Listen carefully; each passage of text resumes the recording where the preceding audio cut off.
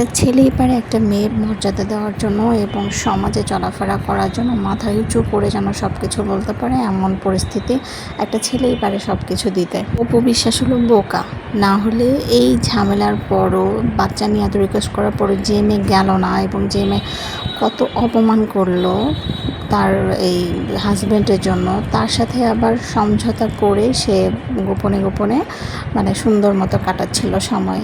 একটা তো ছবি ভালো মতো পোস্ট করতে পারে নাই, কিছুই করতে পারে নাই, তাহলে লাভ কী ছিল? এই ভালোবাসা দেখানোর লাভ কী ছিল? কোনো লাভই ছিল না। ওর উচিত ছিল এখান থেকে বেরিয়ে আসা এবং লাইফ অন্যভাবে কাটানো।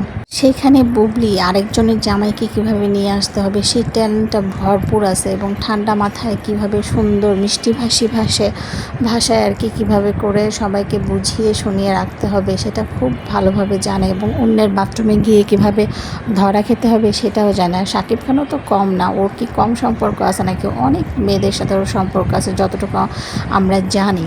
যদি সপ্তাহে 4-5 দিন একজনকে সময় দেয় তাহলে এরকম সব অনেক মানুষকে সময় দিতে পারে। ওর মানে ফ্যামিলি লাগে না, ওর কোনো কিছু লাগে না, সব কিছু গোপনে গোপনে করবে এবং অনেকগুলো মেয়ের সাথে সম্পর্ক করবে। ঠিকই আছে, খাপে খাপ ময়নার বাপ, একদম ভালো মতো মিলছে দুইজনের শাকিব বুবলি।